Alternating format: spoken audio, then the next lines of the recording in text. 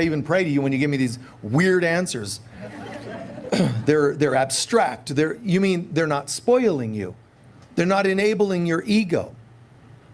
We think our ego only can cause us damage. Your ego can also create false goods.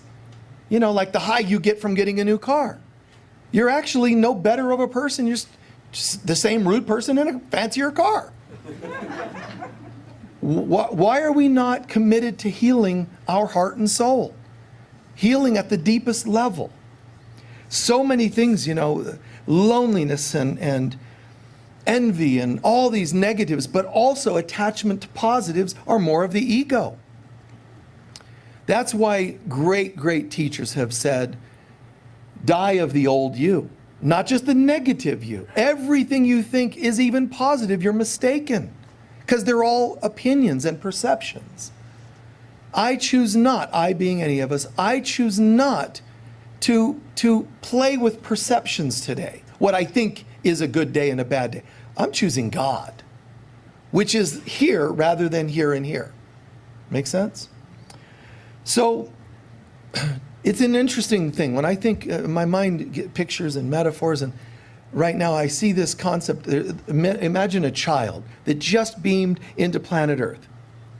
And the ego beams right into its side, right here, over to the side of the child. And that you know, the child's birthed right here, innocence, beauty, love, this being. Right here, boom, comes in the ego. And this is actually a visual depiction, kind of a depiction or illustration of how things kind of happened in the big picture. So I'm here, beaming in comes the ego, and immediately it gets your attention. Oh my God, look what to be afraid of. Did you see the news? Did you hear this? You know, that's what the ego has to do. A lot of people say, I always go by the voice that's loudest because it's God. No, the loudest voice is the ego. God's voice is silent. Well, that's unfair. I would rather my ego be silent and God speak clearly. God would love that if you would make that your habit. But we're addicted to waking up, starting our day, wow, feels really amazing. Oh, yes. Thank you, namaste, God, thank you. Now, what do I need to be worried about today? You know, we just go right into the day. There's got to be something to be terrified about. Did you hear? And we'll even blame those people. Listen, man, you're so negative. I want to stay positive. But even hearing other people tempting us to be negative is a test. Am I choosing the awakening or the sleeping self? Do I want to be unconscious? Unconscious doesn't mean you're not there. Unconscious means you're unconscious to who you are. You know, like almost an amnesia. So we're not awake to who we are. So this child beams in. The ego's right there. And it doesn't stop. Look out. If we get bold spiritually, mature psychologically, mature spiritually, and question that voice, then wait a minute, ego. Wait a second. Or voice of negatives, voice of challenges, whatever. Hold it a minute. I'm kind of getting fed up with this. I just went to the doctor yesterday. They told me I have a disease related to stress. And you stress me out.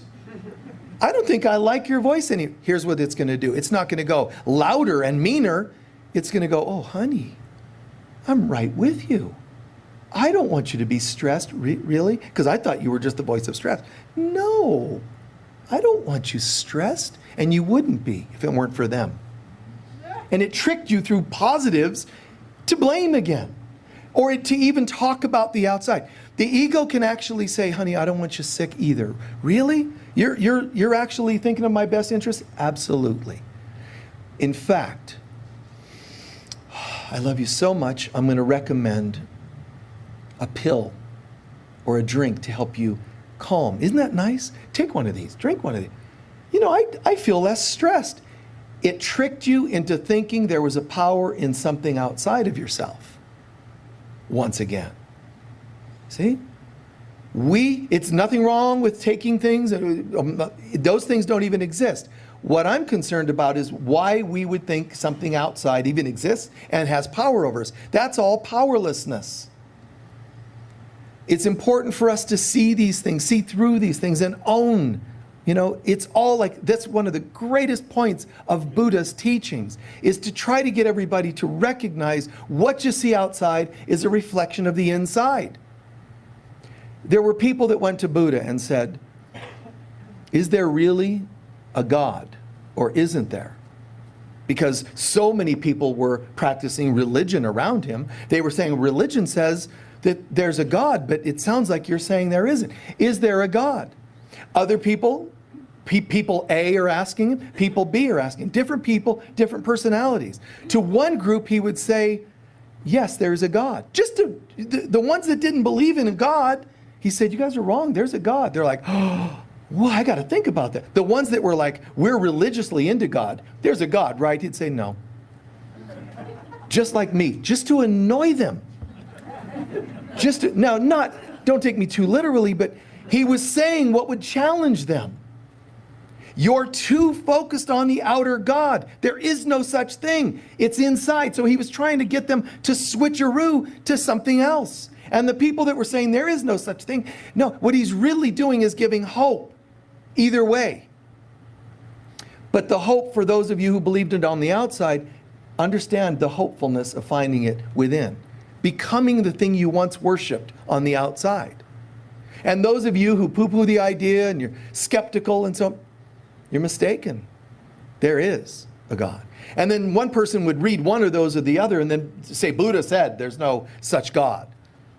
He was in a mood. He was messing with you. What can you say? Don't make that what he said is, period. He, just like Buddha who said life is a place of suffering. Just wow, dude. Lighten up, man. That's pretty heavy. But he's doing that to make a point.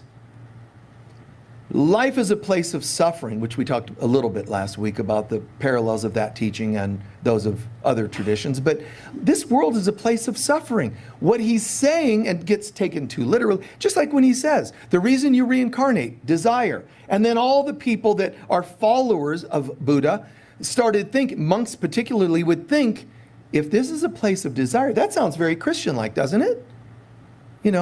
Beware desire. And then they had depictions in old, books. They had depictions of people in hell because of their desires. There were lusty desires. There's a hell of, lust, a hell of money. And they took all that, and just like with Buddhism, did the same thing. They made desire wrong, but they misunderstood.